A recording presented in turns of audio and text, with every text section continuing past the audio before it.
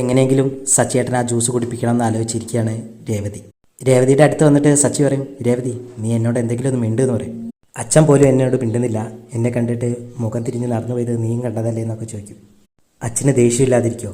സ്നേഹിക്കുന്നവർ വേദനിപ്പിക്കുമ്പോൾ അത് മനസ്സിനൊരു മുറിവാണ്. അച്ഛനും ആ വേദന അനുഭവിക്കുന്നുണ്ട്. അച്ഛൻ എന്നോട് മിണ്ടാത്തതിലാണ് എനിക്ക് ഏറ്റവും സങ്കടം. ഞാൻ വരുമ്പോൾ എന്നെപ്പറ്റി എന്തോ പറയുന്നുണ്ടായിരുന്നല്ലോ, അതെന്താണെന്നൊക്കെ ചോദിക്കും.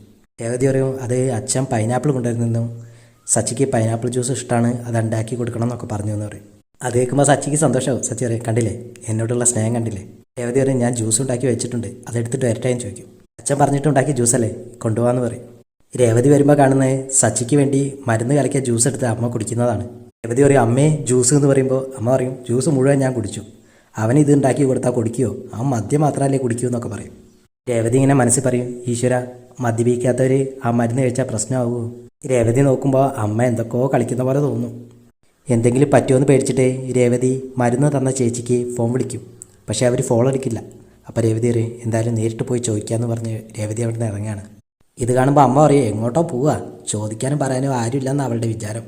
രേവതി പോണ വഴിക്ക് സച്ചിയുടെ ഫ്രണ്ടിനെ കാണും.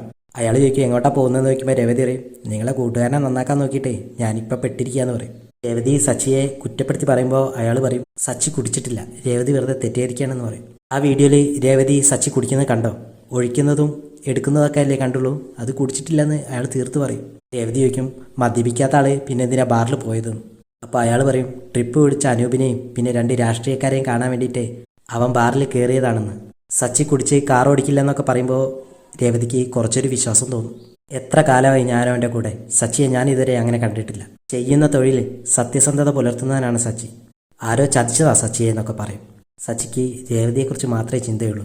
പണ്ട് അച്ഛമ്മയും അച്ഛനായിരുന്നെങ്കിൽ ഇപ്പം അച്ഛനും രേവതിയാണ് അവൻ്റെ മനസ്സ് മുഴുവൻ. നിനക്ക് ദോഷം വരുന്നതൊന്നും അവൻ അറിഞ്ഞുകൊണ്ട് ചെയ്യില്ല. മറ്റാരും വിശ്വസിച്ചില്ലെങ്കിലും അവന് പ്രശ്നമില്ല. രേവതിയും അച്ഛനും വിശ്വസിച്ചില്ല, അതാണ് അവൻ്റെ വിഷമം. രേവതി പറയും, ഏതാ സത്യവും ഏതാ കള്ളമെന്ന് എനിക്ക് മനസ്സിലാവുന്നില്ല, ഞാൻ ഏതായാലും വേറൊരു പ്രശ്നത്തിൽ പെട്ട് കിടക്കുക, ഞാൻ പോയിട്ട് വരാമെന്ന് പറയും.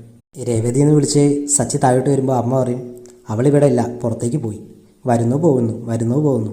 ഇങ്ങനെ ഒരാളിവിടെ ഉണ്ടെന്നുള്ള വിചാരം പോലും ഉണ്ടോ അവൾക്ക്, ഒന്ന് പറഞ്ഞിട്ട് പോയാലെന്താണെന്നൊക്കെ ചോദിക്കും. സച്ചി അത് മൈൻഡ് ചെയ്യാതെ പുറത്തേക്ക് പോകും. അമ്മ പറയും, ഭർത്താവിന് പൈനാപ്പിൾ വാങ്ങാൻ പോയതായിരിക്കും, ഉണ്ടാക്കി വെച്ച ജ്യൂസ് ഞാൻ കുടിച്ചല്ലോ എന്ന് പറയും. അത് കഴിയുമ്പോൾ പുള്ളിക്കാരിക്ക് ഒരു വയറുവേദന വരും. അച്ഛൻ വരുമ്പോൾ മകനെ കളിയാക്കിയിട്ട് അമ്മ ഓരോന്നിങ്ങനെ പറയും. പിന്നെയും വയറുവേദന തുടങ്ങും. അച്ഛനെ എന്ത് പറ്റിയെന്ന് ചോദിക്കുമ്പോൾ പറയും, എന്താണെന്നറിയില്ല, ഒരു വയറുവേദന എന്ന് പറയും. സച്ചിയുടെ മനസ്സ് മുഴുവൻ അന്നുണ്ടായ പ്രശ്നങ്ങളാണ്, അച്ഛൻ അടിക്കാൻ നോക്കിയതൊക്കെ. അതൊക്കെ സച്ചിയെ ഇങ്ങനെ അലട്ടിക്കൊണ്ടിരിക്കും. അമ്മയ്ക്കാണെങ്കിൽ ബാത്റൂമിൽ നിന്ന് ഇറങ്ങാൻ നേരമില്ല, വന്നപ്പോൾ തന്നെ പിന്നെയും അങ്ങോട്ട് തന്നെ ഓടും. അച്ഛൻ പറയും, ടാങ്കിലെ വെള്ളം തീരാതിരുന്നാൽ മതിയായിരുന്നു. അമ്മ വയ്യാതെ അവിടെ കുത്തിയിരിക്കുമ്പോൾ ശ്രുതി വന്ന് പറയും, അമ്മയെ പണ്ട് എനിക്കൊരു പായസം ഉണ്ടാക്കി തന്നിട്ടേ, അത് അതേപോലെ അതേ ടേസ്റ്റിൽ ഉണ്ടാക്കി തരുമോ നോക്കും. അപ്പോൾ അമ്മ അങ്ങോട്ട് ചൂടാവും, വയ്യാണ്ടിരിക്കുമ്പോഴാണ് നിൻ്റെ പായസം എന്നൊക്കെ ചോദിച്ചിട്ട്. ശ്രുതി അച്ഛനോട് പറയും, എനിക്ക് പായസം ഉണ്ടാക്കി തരാതിരിക്കാനുള്ള അമ്മയുടെ നമ്പറാണ് ഇതെന്ന് പറയും. അപ്പം അച്ഛൻ ചോദിക്കും, ഇതിപ്പോൾ എത്രാമത്തെ നമ്പറാണെന്ന് നിനക്ക് അറിയാമെന്ന് ചോദിക്കും. അമ്മ തിരിച്ച് വയ്യാതെ വരുമ്പോൾ ശ്രുതി പറയും, അച്ഛാ ഇത് അമ്മയുടെ നമ്പറല്ല അച്ഛാ, അമ്മയ്ക്ക് എന്തോ പ്രശ്നമുണ്ടെന്ന് പറയും. അല്ല എനിക്കിന്ന് ആര് പായസം വെച്ചിരുമെന്ന് ചോദിക്കുമ്പോൾ അച്ഛൻ പറയും, ഇവിടെ മൊത്തത്തിൽ പായസമായിരിക്കുമ്പോൾ അവൻ്റെ ഒരു പായസം എന്ന് പറയും. ശ്രുതി ഇങ്ങനെ മനസ്സിലാക്കും, ഛേ ആൻറ്റിക്ക് ഇപ്പോൾ എന്താ പറ്റിയതെന്ന്.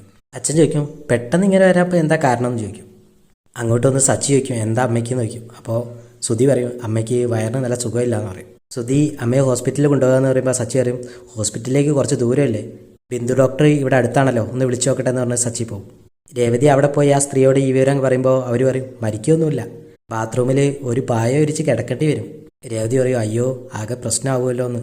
അവർ പറയും, പേടിക്കാനൊന്നുമില്ല, നല്ല ക്ഷീണം കാണും, നീ നല്ല ഭക്ഷണമൊക്കെ കൊടുത്താൽ മതി എന്ന് പറയും.